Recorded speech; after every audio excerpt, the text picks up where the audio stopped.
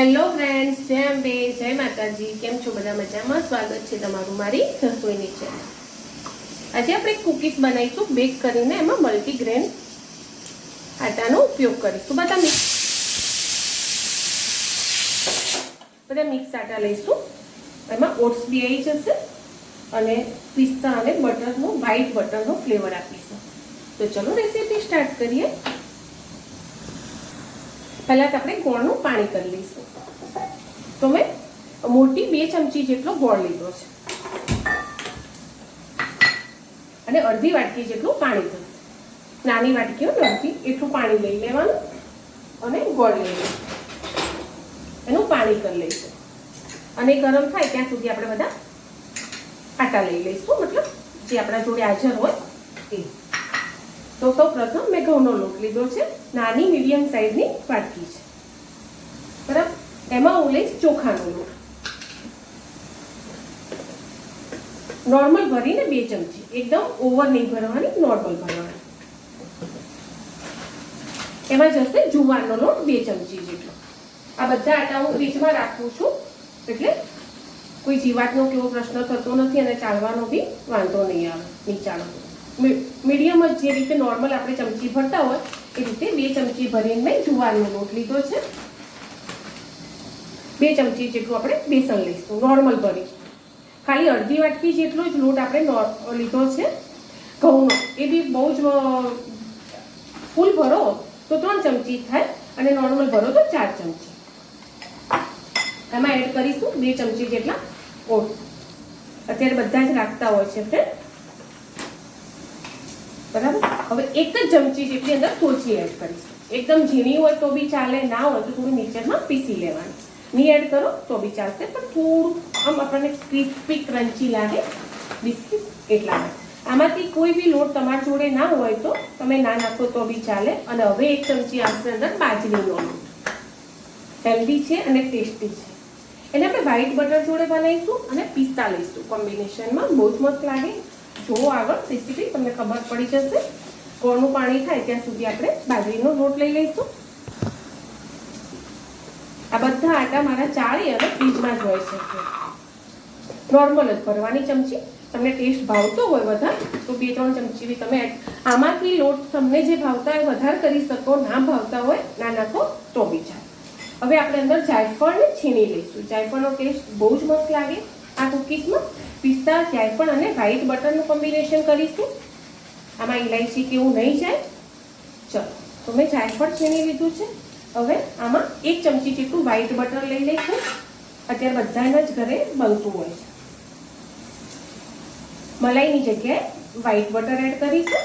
White ના હોય તો પછી તમે આપણે રેગ્યુલર જે ઘરે બહારથી લઈને ખાતા હો એ બટર બી એડ કરી શકો છો. અને નોર્મલ ચમચી લઈશું ઘીની. આમાં બહુ ઓવર ભરીને નહીં લો, બરાબર. એટલે 1 વ્હાઈટ બટર લીધું મોટી ફૂલ ચમચી ભરીને, અને નોર્મલ લીધું છે મેં સાદું બટર. ઘરે જે આપણે ઘી વાપરતા હોઈએ દેશી ઘી. હવે ગોળ હજુ થોડી થીક એની ચાસણી કરવાની રહેશે, એકદમ પાણી જેવી નહીં. એ થાય ત્યાં સુધી આપણે આપણા પિસ્તા થોડા એકદમ પતળા સમારી લઈશું. કાં તો ચમચીની મદદથી કે જે રીતે હોય. આમાં આપણે ઉપરથી આપણી કુકીઝ તોડી ના નાખે એ રીતે. જો કટર હોય તો કટરમાં તમારે કરી લેવાના. કિચન સાફ છે એટલે નીચે ઢળે તો લઈ લઈશ. આ રીતે હું એને મસ્ત કતરણ કરી લઈશ. આ રીતે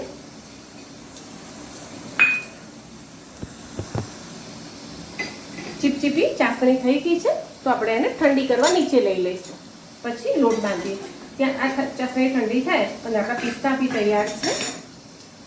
તો ત્યાં સુધી આપણે બેક કરવા માટે જે બી તમે વેસ્ટ હોય તમારી ઘેર કઢાઈ ના વાપરતા એ લઈ લેવાની અને પ્રીહીટ કરી લઈશું.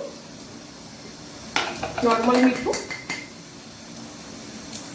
કારણ કે આ મીઠું તમારે શું કરવાનું, એકવાર ભરી લેવાનું તમે વેસ્ટ ના થાય એટલા માટે.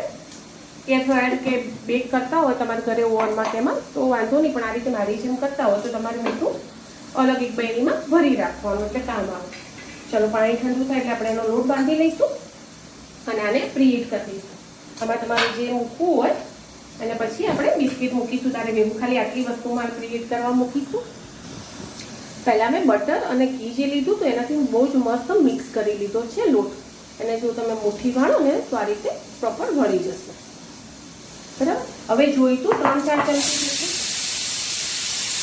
પાણી એડ કરીશું, એટલે આપણે વધારે કૂકીઝ ઢીલી ના થઈ જાય અને પરફેક્ટ ટેક્સચર મળે આપણને.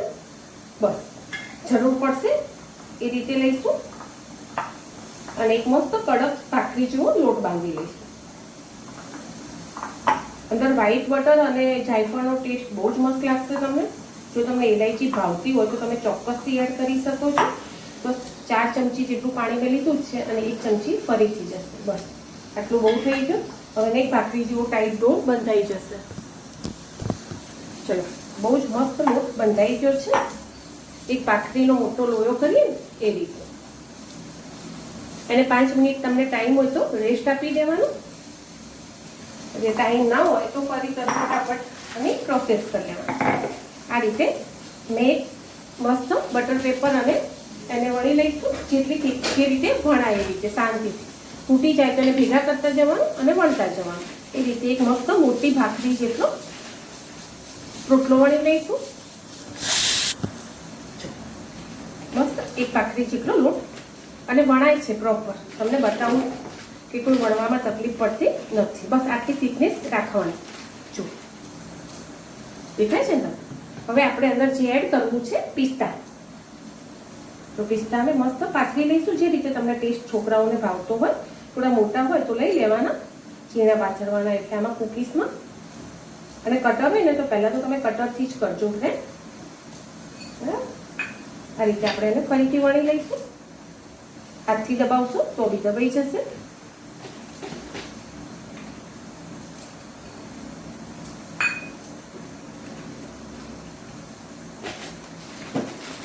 મસ્ત.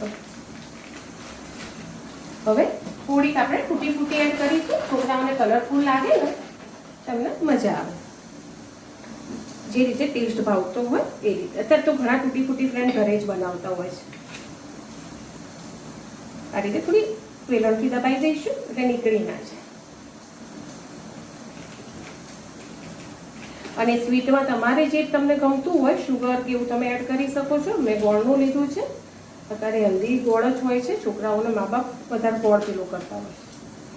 ચાલો, હવે જે સાઈઝની કૂકીઝ તમારે કરવી હોય એ સાઈઝની કૂકી કટ કરી લઈશું આપણે.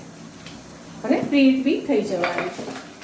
બરાબર. આટલી નાની વાટકી લો, થોડી મોટી લો, જે રીતે કટર લેવું હોય તે લઈ લઈશું. મારી પરફેક્ટ આ સાઈઝ થશે.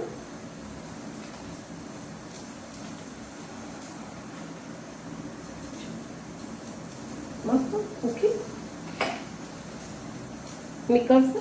એને સાચવીને તમારે જેમાં બેક કરવા મૂકવાની હોય એમાં લઈ લેવાની.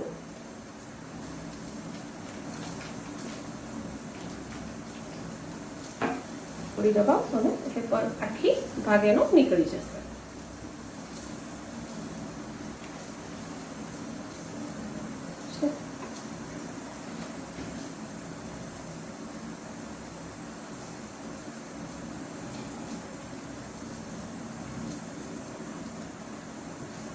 થોડું પિસ્તાને નીકળી જાય તો ટેન્શન નહીં કરવાનું ફ્રેન્ડ.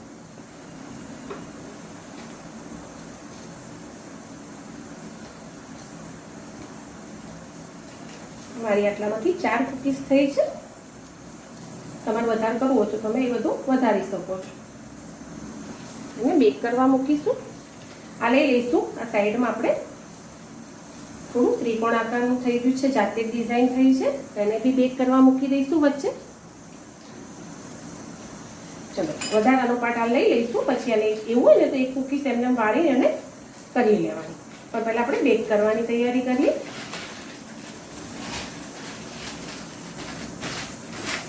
આનું આ બટર પેપર, બીજા બટર પેપર આપણે વેસ્ટ નહીં કરીએ એટલે આ જ કાપી લઈશું. 2 ભાગ કરી લઈશું. 2 કરો 4 કરો, આપણું બિસ્કિટ પગડવું ના જોઈએ.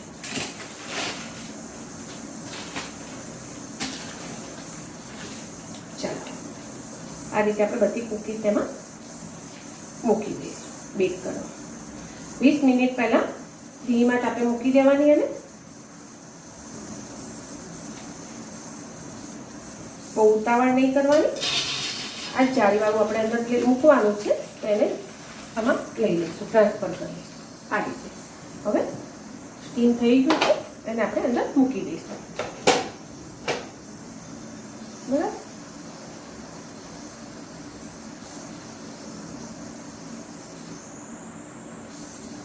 એકદમ ઇઝી રેસીપી છે અને ટેસ્ટી અને હેલ્ધી બી છે. ચાલો 20 મિનિટ છોડી દઈશું, પણ આપણે 10 મિનિટ પછી એને ચેક કરીશું કે કેટલી સ્ટીમ અડે છે, શું થાય છે. ચલો તો ફ્રેન્ડ 20 મિનિટ થઈ ગઈ છે અને દેખી લઈશું. પ્રોપર મસ્ત ચડેલી છે. હજુ થોડી વાર આપણે એને રાખવું પડશે. દેખાય છે? અને પાછળથી હજુ 5 મિનિટ એને 5 થી 7 મિનિટ આપણે એને રાખીશું. બહુ જ મસ્ત ચડી છે પણ થોડો ટાઈમ લે તો હજુ 5 થી 7 મિનિટ આપણે છોડી દઈશું ચડવા માટે. તો ચલો ફ્રેન્ડ 7 મિનિટ ફરીથી થઈ ગઈ છે તો આપણે આપણી કૂકીઝ દેખી લઈએ. એમાં ઓછામાં ઓછી 40 મિનિટ તો તમારે વિચારીને જ ચાલવાનું, પણ આપણે થોડી પતળી બનાવી છે ને એટલે આવી શેકો તો બી ચાલે.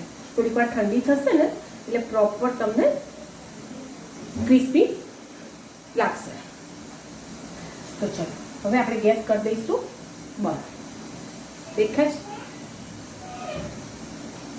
બહુ જ મસ્ત બને છે. ટ્રાય ચોક્કસથી કરજો. આગળ પાછળથી બંનેથી બહુ જ મસ્ત શેકાઈ ગઈ છે, પણ તો બી હજુ એવું લાગે તમને તો 5 મિનિટ ફરીથી છોડી દેજો. આ છે આપણી મલ્ટીગ્રેન આટાની કૂકીઝ. એમાં બધું જ યુઝ કર્યું છે આપણે, પણ હેલ્ધી કર્યું છે. ચલો તો મળીએ ફ્રેન્ડ આગળના નવા બ્લોગમાં. બાય.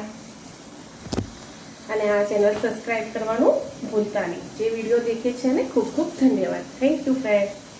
મળીએ આગળના નવા બ્લોગ.